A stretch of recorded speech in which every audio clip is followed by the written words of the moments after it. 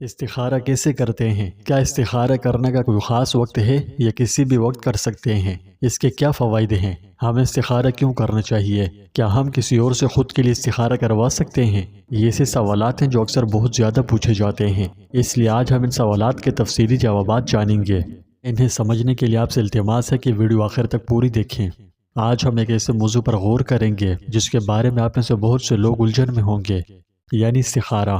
استخارہ دراصل کیا ہے؟ اسے انجام دینے کا بہترین وقت کیا ہے؟ اور یہ ہماری زندگی میں اتنا اہم کیوں ہے؟ اگر آپ نے کبھی ان سوالات کے بارے میں سوچا ہے تو آپ اس وقت بالکل صحیح جگہ پر آئے ہیں، کیونکہ آج ہم انہیں تفصیل سے سمجھیں گے۔ تو آئیے مل کر استخارے کی خوبصورتی اور حکمت عملی کو دریافت کریں۔ سب سے پہلے یہ سمجھنا ضروری ہے کہ استخارہ کیا ہے، اس کا کیا مطلب ہے۔ استخارہ خصوصی دعا ہے۔ اللہ تعالیٰ سے کسی معاملے میں خیر اور بھلائی طلب کرنے کو استخارہ کہتے ہیں۔ شریعت کی اصطلاح میں ایسی 2 رکعت نماز نفل اور مخصوص دعا جس کے ذریعے اللہ تعالیٰ سے کسی معاملے کی بھلائی اور انجام کار کی بہتری کا سوال کیا جاتا ہے، یا پھر 2 کاموں میں سے کسی ایک کام کو اختیار کرنے یا چھوڑ دینے میں اللہ تعالیٰ سے مدد طلب کی جاتی ہے۔ استخارہ بطور مسلمان کے اس وقت کرتے ہیں جب ہمیں کسی اہم فیصلے کا سامنا ہوتا ہے، یہ اللہ سے رہنمائی مانگنے کا ایک طریقہ ہے۔ جب ہم کسی راستے کے بارے میں الجھے ہوئے ہوتے ہیں جو ہمیں اختیار کرنا چاہیے۔ استخارے کا لفظ خود عربی زبان سے آیا ہے جس کا مطلب ہے بہترین چیز کو تلاش کرنا۔ لہٰذا بنیادی طور پر جب آپ استخارہ کرتے ہیں تو آپ اللہ تعالیٰ سے دعا کرتے ہیں کہ وہ آپ کو بہترین ممکنہ نتائج کی طرف رہنمائی کرے تاکہ آپ کو زیادہ صحیح انتخاب کرنے میں مدد ملے۔ دوسرا سوال، ہمیں استخارہ کب کرنا چاہیے؟ کہ استخارہ کرنے کا کیا کوئی خاص وقت ہے؟ اس کا جواب ہے نہیں۔ آپ دن یا رات کسی بھی وقت استخارہ کر سکتے ہیں، تاہم بعض علماء اسے ایسے وقت میں انجام دینے کی سفارش کرتے ہیں جب آپ پرسکون ہوں اور آپ کا دل مرکوز ہو۔ بہت سے لوگ اسے تہجد کی نماز کے بعد رات کے آخری تہائی حصے میں کرنے کو ترجیح دیتے ہیں کیونکہ یہ اللہ کے ساتھ گہرے تعلق کا وقت ہے، لیکن یہ ضروری نہیں ہے۔ سب سے اہم چیز آپ کے اخلاص اور نیت ہے، ٹھیک ہے؟ تیسرا سوال، استخارہ کیسے کریں؟ استخارے کا طریقہ آسان ہے۔ اس میں نماز کی 2 رکعت شامل ہیں۔ اس کے بعد استخارے کی خصوصی دعا ہے۔ اس دعا میں آپ اللہ سے دعا گو ہیں کہ وہ آپ کو بہترین فیصلہ کرنے کی طرف رہنمائی کرے اور جو بھی نتیجہ نکلے آپ کے دل کو مطمئن کرے۔ آئیے جانتے ہیں کہ رسول اللہ صلی اللہ علیہ وسلم نے اس کا کیا طریقہ ارشاد فرمایا ہے۔ حضرت جابر رضی اللہ عنہ فرماتے ہیں کہ حضور اکرم صلی اللہ علیہ وسلم ہمیں اپنے تمام اہم امور میں استخارے کی اس طرح تعلیم دیتے تھے جس طرح ہمیں قرآن شریف کی کوئی سورت سکھاتے تھے۔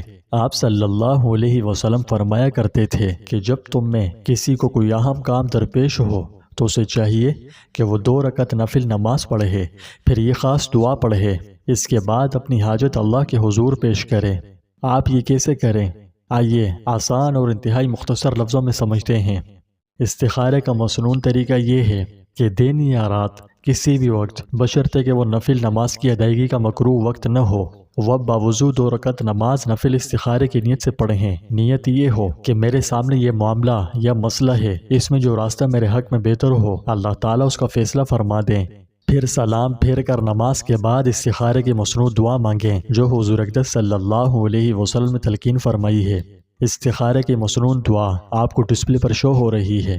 یاد رہے، دعا کرتے وقت جب حاض الامر پر پہنچے تو اگر عربی جانتا ہے تو اس جگہ اپنی حاجت کا تذکرہ کرے، یعنی حاض الامر کی جگہ اپنی حاجت کا نام لے، مثلا حاض السفر یا حاض النکاح یا حاض التجارہ یا حاض البیع کہے، اور اگر عربی نہیں جانتا تو حاض الامر کہہ کر دل میں اپنی اس حاجت کے بارے میں سوچے جس کے لیے استخارہ کر رہا ہے۔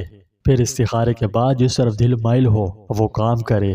اگر ایک دفعہ میں قلبی سکون حاصل نہ ہو تو 7 دن تک یہی عمل دہرائے، انشاءاللہ خیر نصیب ہوگی۔ میں نے پہلے بھی بتایا کہ استخارے کے لیے کوئی خاص وقت مقرر نہیں، البتہ بہتر یہ ہے کہ رات میں سونے سے پہلے جب یکسوئی کا ماحول ہو تو استخارہ کر کے سو جائے، لیکن اس کے لیے خواب آنا ضروری نہیں ہے بلکہ اصل بات قلبی رجحان اور اطمینان ہے۔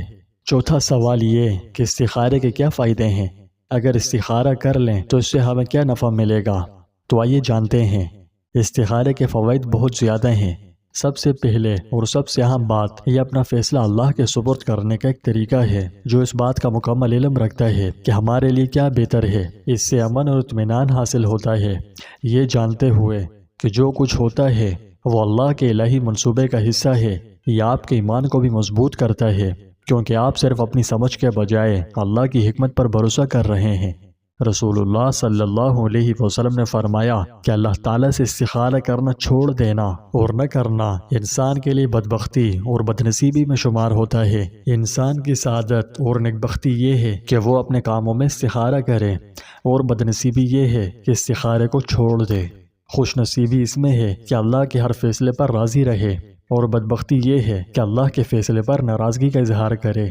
حضور اقدس صلی اللہ علیہ وسلم نے یہ بھی فرمایا کہ جو آدمی اپنے معاملات میں استخارہ کرے وہ کبھی ناکام نہیں ہوگا، اور جو شخص اپنے کاموں میں مشورہ کرے اس کو کبھی شرمندگی یا پچھتاوے کا سامنا نہیں کرنا پڑے گا کہ میں نے یہ کام کیوں کیا یا میں نے یہ کام کیوں نہیں کیا، اس لیے کہ جو کام کیا وہ مشورے کے بعد کیا، اور اگر نہیں کیا تو مشورے کے بعد نہیں کیا۔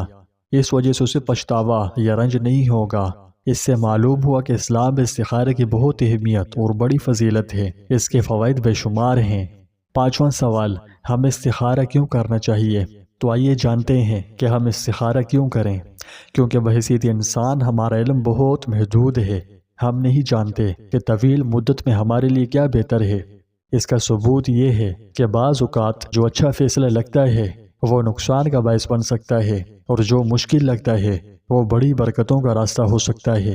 لہٰذا استخارہ کرنے سے ہم اپنی انسانی حدود کو تسلیم کرتے ہیں اور اللہ کی مرضی کے آگے سر تسلیم خم کرتے ہیں، اس اعتماد پر کہ وہ جانتا ہے کہ کیا بہتر ہے۔